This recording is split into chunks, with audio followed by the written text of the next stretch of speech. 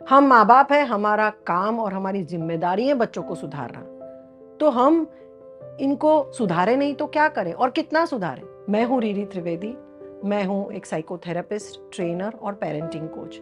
और आज मैं पॉजिटिव पेरेंटिंग की सबसे पहली गाइडलाइन के बारे में बात करूंगी। वो है कनेक्शन वर्सेस करेक्शन, या पहले प्यार फिर सुधार। जब हम पेरेंट्स बनते हैं, जब हमारा बच्चा हाथ में आ जाता है, तो हम अचानक से ऐसा बहुत अपनी जिम्मेदारी सीरियसली लेने लगते हैं। हमें लगता है कि अभी ये बच्चा जो है, इसको हमें सबसे अच्छा बनाना है, वेल बिहेव्ड, हर चीज़ों में ये सही होना चाहिए। और हमारी जिम्मेदारी हम इतनी सीरियसली ले लेते हैं कि हम, बच्चा बहुत छोटा होता है तब से हम उसको सुधारने में लगे रहते हैं। अगर छोटा होता है तो उसको सुबह उठ के उठाओ, ब्रश कराओ, नहलाओ, उसको हर रोज़ ब्रश करना चाहिए, उसको सही खाना चाहिए, उसको लोगों के सामने किस तरह बोलना चाहिए, स्कूल कैसे जाना चाहिए, पढ़ना चाहिए। ये जिंदगी भर बच्चा एडल्ट होता है, हमारे घर में होता है, तब भी ये चीजें खत्म नहीं होती है। माँ बाप का जो बच्चे को सुधारने की जो जरूरत होती है, वो मेरे हिसाब से माँ बाप की ज्यादा होती है, बच्चों की कम। और इसकी वजह से हमने देखा है कि जो माँ बाप हमेशा पूरा टाइम बच्चों को सुधारने में लगे रहते हैं, उनके रिश्ते अपने बच्चों के साथ बाद में बहुत तनाव वाले बन जाते हैं।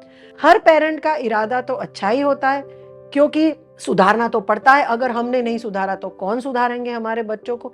पर जब हम सुधारने को ज्यादा इंपॉर्टेंस देते हैं और बच्चों के साथ कनेक्ट करने में कम समय देते हैं, तो प्रॉब्लम शुरू हो जाते हैं।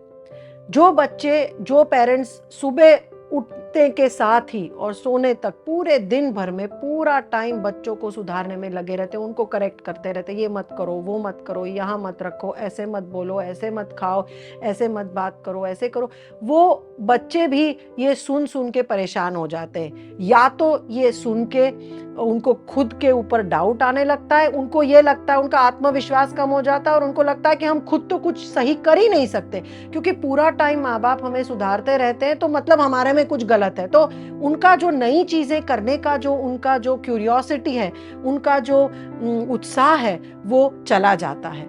छोटे बच्चे, ये समझना बहुत जरूरी है कि उनका ब्रेन पूरी तरह डेवलप नहीं हुआ होता है। तो जिस उम्र के हिसाब से जैसे उनका ब्रेन डेवलप होता रहता है, उनको हर नई चीज ट्राई करनी है, चाहे वो सही हो या गलत हो। और क्या सही है क्या गलत है, ये समझ भी उनमें नहीं होती है। तो ये समझ माँ बाप को जरूर देनी है, पर ये वो कीमत चुका के नहीं कि इसकी वजह से बच्चा कुछ नई चीज ट्राई ही ना करे और अपनी जो सारी क्यूरियोसिटी है उसको मार दे। तो ये किस तरह से सुधार किया जाता है, उसके ऊपर भी बहुत डिपेंड करता है। पेरेंट्स अपने बच्चे को क्या कह के और किस तरीके से सुधारते हैं, उसके ऊपर डिपेंड करता है कि बच्चा क्या ये सुधार को पॉजिटिवली लेता है, या इसकी वजह से बच्चा बहुत सहमा सा, डरा हुआ सा हो जाता है कि वो खुद कुछ कर ही नहीं सकता है और हर चीज में अपने माँ बाप की तरफ वो देखता है। जब माँ बाप हमेशा सुधार पे लगे रहते हैं, तो जब ये बच्चे टीनेजर्स हो जाते हैं, तो दो चीजें होती हैं।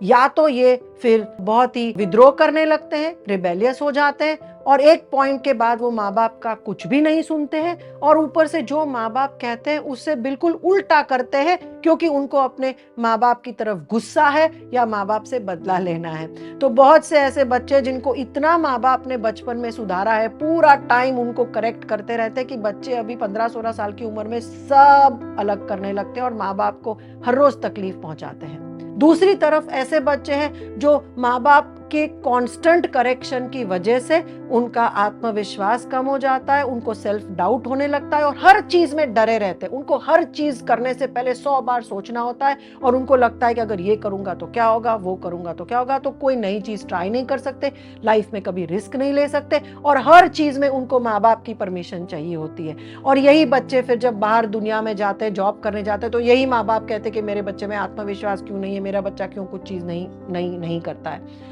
तो एज पेरेंट्स हमें समझना जरूरी है कि एक बैलेंस रखना है। जब बच्चे छोटे होते हैं तो उनको ज्यादा कनेक्शन देना है, करेक्शन थोड़ा थोड़ा ही करना है। इसमें जो 80-20 का जो पैरेटो प्रिंसिपल है, वो बहुत अच्छा काम आता है। ये कहता है कि अगर आप दिन में 10 चीजें बच्चों के साथ करते हो या 10 चीजें कहते हो, तो 8 चीजें उसमें कनेक्शन की होनी चाहिए, सिर्फ 2 चीजें करेक्शन की होनी चाहिए। मतलब 8 बार आप बच्चों को प्यार दो, सिर्फ 2 बार सुधार की बात करो। तो इससे क्या होता है कि बच्चे जो आप 2 बात सुधार की करते हैं वो जरूर सुनते हैं। अगर आप 10 में से सारी बात सुधार की कहोगे तो बच्चे 10 में से कोई भी बात नहीं सुनेंगे।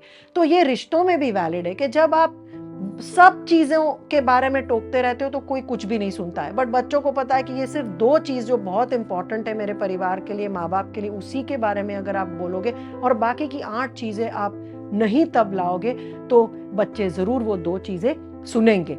और ये भी है कि आपके दिन भर के बच्चों के साथ इंटरैक्शन में 80% प्यार और जुड़ाव होना चाहिए और सिर्फ 20% सुधार होना चाहिए। उम्र के हिसाब से कैसे हम बच्चों के साथ कनेक्शन डेवलप करते, तो छोटे बच्चे होते हैं तो ऑफ कोर्स उनको आप फिजिकली उनको हग करो, उनके साथ ज्यादा समय बिताओ, उनके साथ खेलो, कहानियां सुनाओ वगैरह वगैरह। जैसे बच्चे थोड़े बड़े होते तो उनके साथ हम कनेक्शन अलग अलग एक्टिविटी करके जोड़ सकते हैं, उनके साथ खेल सकते हैं, उनके साथ बोर्ड गेम्स खेलते हैं, उनके साथ स्कूल का होमवर्क जब वो करते हैं आप अपना काम कीजिए साथ में, उनका कबर्ड आप दोनों मिलके अरेंज कीजिए। सो बहुत सारी एक्टिविटीज हैं उम्र के हिसाब से जो आप बच्चे के साथ कर सकते हो कनेक्शन एस्टैब्लिश करने के लिए। बच्चों के साथ अपनी भावनाओं के बारे में बातचीत करो, आप अपने बारे में बताओ, उनको अपने बारे में बताने दो, इससे भी कनेक्शन एस्टैब्लिश होता है।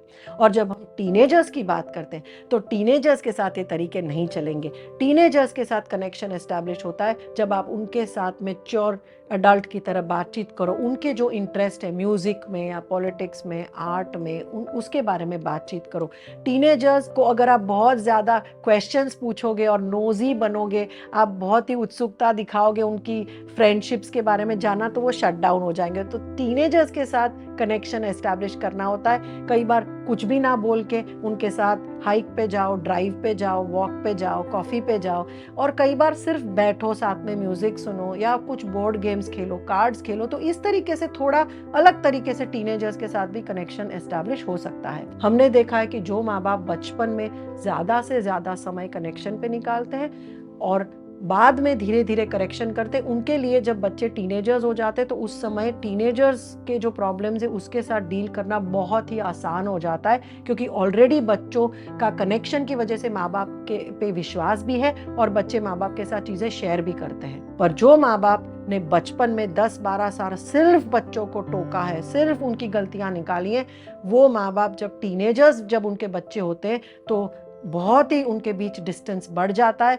वो फिर फ्रस्ट्रेट हो जाते हैं क्योंकि टीनेजर्स के जो इश्यूज हैं उसके साथ ये माँ बाप डील नहीं कर सकते, और कई बार माँ बाप सब सही चीज़ें कहते हैं तो भी उनके बच्चे बिल्कुल ही उनकी सुनते नहीं है, क्योंकि पहले से वो कनेक्शन एस्टैब्लिश नहीं हुआ है। ये बच्चे जब टीनेजर्स होते हैं तो माँ बाप जो कहते हैं उससे बिल्कुल उल्टा करते हैं, क्योंकि बचपन में इनको बहुत ज़रूरत से ज़्यादा सुधारा गया है। जब हम ज़रूरत से ज़्यादा सुधार के ऊपर ध्यान देते तो बच्चों के अंदर गुस्सा आ जाता है माँ बाप के लिए, उनके अंदर जो कहते हैं विद्रोह की भावना आ जाती है, और जाने अनजाने में ना चाहते हुए भी ये लाइफ में बहुत गलत डिसीजंस भी लेते हैं अपने माँ बाप के खिलाफ, उनको गुस्सा करने के लिए, उनको दुखी करने के लिए। एज पेरेंट्स मैं यही कहूँगी कि पहले प्यार फिर सुधार। आई होप ये वीडियो आपको अच्छी लगी। कमेंट्स में ज़रूर लिखिए कि आप कौन से सुधार के तरीके यूज़ करते हो अपने बच्चों के साथ, और इसमें से कौन से तरीके आपको बहुत काम आए हैं। कमेंट्स में ये भी लिखिए कि क्या आपने सुधार पे अभी तक समय निकाला है, अगर नहीं निकाला है तो आप किस तरह से आगे जाके सुधार पे काम करोगे। कमेंट्स में ज़रूर लिखिए कि आपके बच्चे क्या उम्र के हैं और आप उनके साथ कनेक्शन के लिए क्या क्या एक्टिविटीज़ कर रहे हो। आई होप आपको ये वीडियो अच्छी लगी। ज़रूर दूसरे पेरेंट्स के साथ भी शेयर कीजिए, और ऐसी ही पॉजिटिव पेरेंटिंग और मेंटल हेल्थ की वीडियोस के लिए मेरी चैनल भी ज़रूर सब्सक्राइब कीजिए और फॉलो कीजिए।